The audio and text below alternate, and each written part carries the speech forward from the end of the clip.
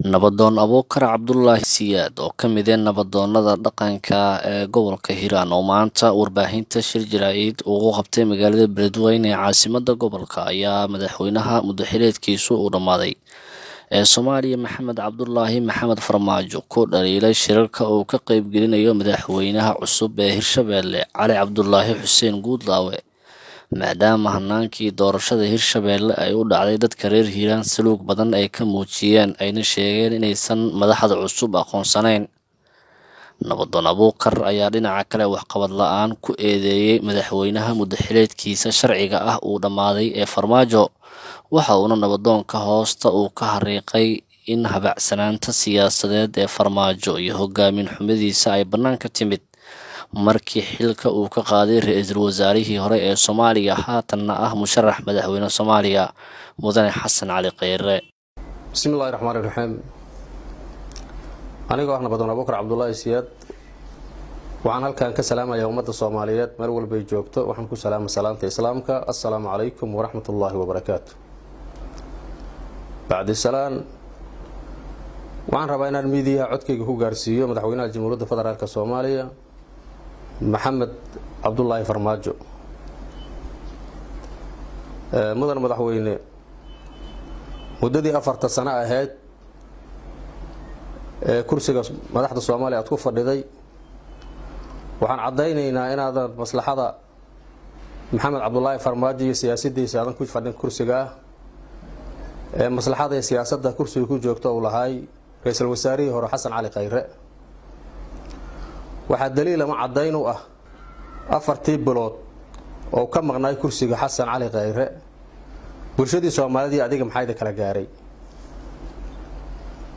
mudan madaxweyne ummadii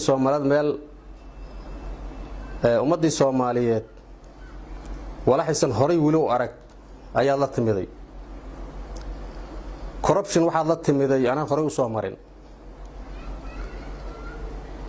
corruption ummadda Soomaaliyeed waxay tileen lacag dhunsaday ama hebel guriyo gatay wax dhaqaale ku saabsan ay ahayd ilaa ma adigu waxa la timiday corruption dada inaad dadkii corruption ku samayso ayaa la timiday meelan waddo ahayn inaad dadkii marsiyadaa la timiday. mudan madaxweyne ma is xisaabiday shirarka ka dhaca gobolada oo isku imaama maamul goboleedyada iyo adigu aad isku tagteen ama caasimada ka dhaca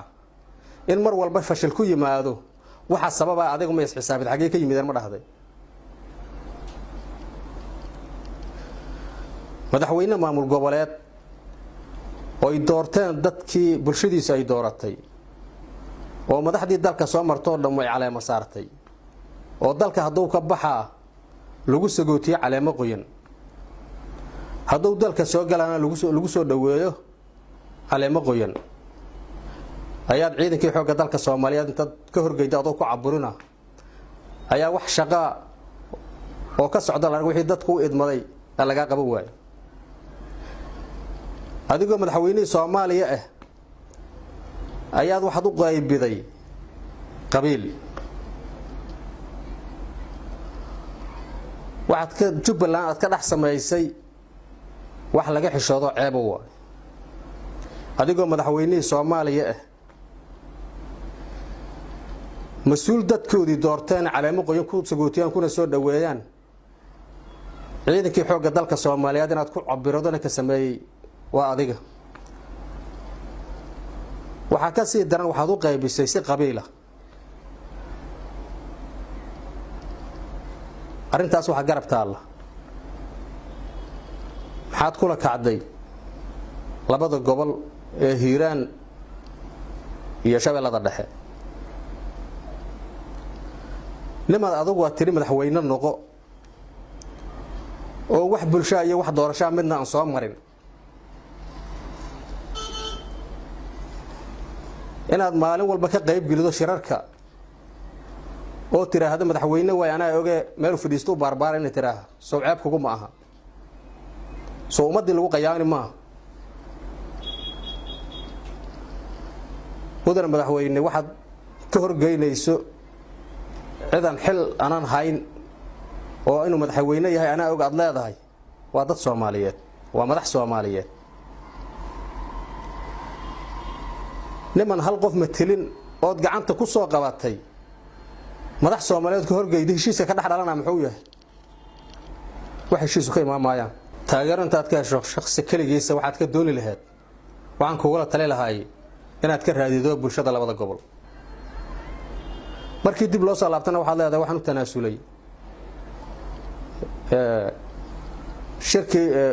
dhuusamareeb waa tanaasulay kii muqdisho waa tanaasulay xataa tanaasulay balaayad xusulka haysataa waxaad ka dhaadhicinaydaa waa ummad Soomaaliyeed waa madax Soomaaliyeed waxaad qiyaamaynaydaa waa shacab Soomaaliyeed shacabka Soomaaliyeed inaad u dhaaratay inaad cadaalad u sameynayso ka ku dhaaratay ma waxaad ku dhaaratay ma buugahay mudana madaxweyne waxaan leeyahay ummadda Soomaaliyeed ee islaamka ah isku dirin